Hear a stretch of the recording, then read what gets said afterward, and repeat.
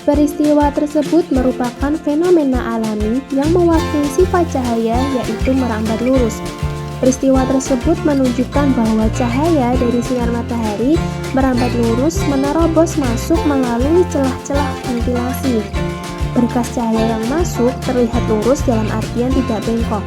Hal tersebut yang membuktikan bahwa sifat cahaya merambat lurus melalui satu medium perantara.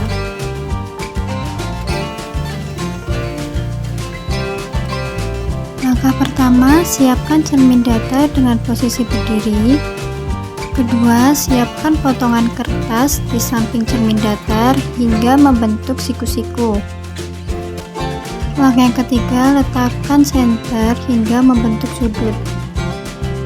Tujuan dari praktikum ini untuk mengetahui dan membuktikan bahwa sifat cahaya dapat dipantulkan. Cahaya bisa dipantulkan pada sebuah benda yang permukaannya datar dan terkena cahaya. Kemudian cahaya tersebut yang mengenai benda akan dipantulkan. Pantulan cahaya senter ke cermin di suatu ruangan gelap, senter dinyalakan dan diarahkan ke cermin, dan ternyata cahaya memantul ke arah yang berlawanan. Nah, bisa kita ambil kesimpulannya bahwa cahaya dapat dipantulkan.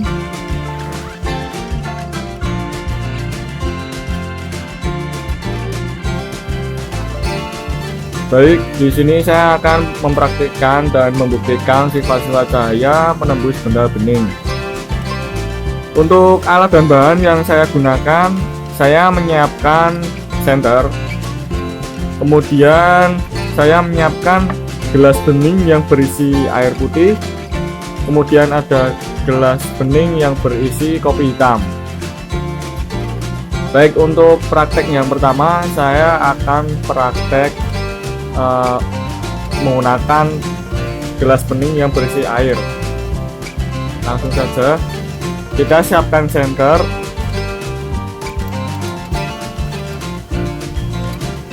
Kemudian setelah menyala, kita arahkan cahaya senter ini lurus ke depan gelas yang berisi air putih.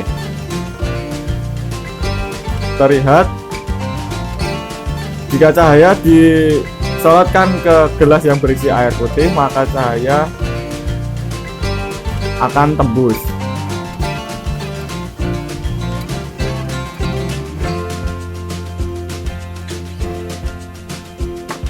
Selanjutnya saya akan mempraktekkan dengan gelas bening yang berisi kopi hitam. Arahkan senter ke gelasnya.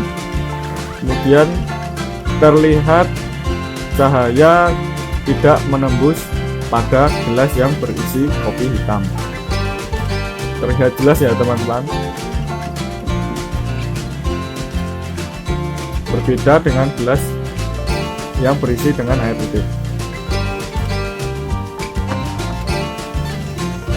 Di sini saya mendapatkan hasil cahaya dapat menembus benda bening. Hal ini karena benda bening mampu meluruskan cahaya. Jika cahaya mengenai objek gelap, cahaya tidak akan menembus, tapi akan membentuk bayangan. Sekian dari saya, terima kasih.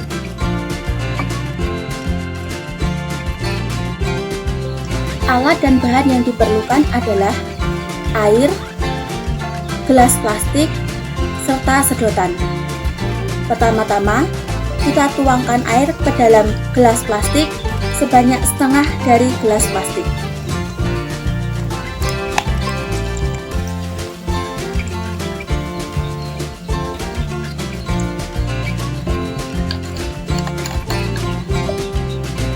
Lalu, kita masukkan sedotan ke dalam gelas plastik yang telah terisi air.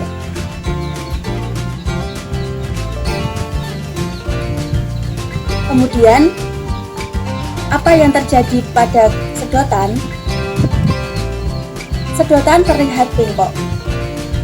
Peristiwa tersebut adalah fenomena yang dapat ditemukan dalam peristiwa kehidupan sehari-hari yang termasuk dalam sifat cahaya dibiaskan.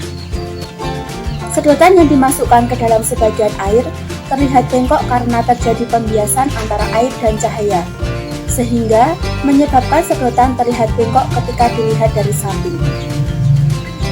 Pembiasan merupakan peristiwa pembelokan arah cahaya dari suatu medium yang masuk ke medium lainnya.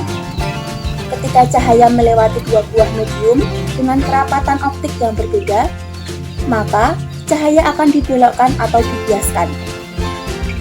Sedotan yang dicelupkan di sebagian dalam air akan terlihat bengkok, karena jalannya cahaya dari bagian sedotan yang berada di atas permukaan air dan bagian sedotan yang tercelup dalam air menempuh lintasan yang tidak sama.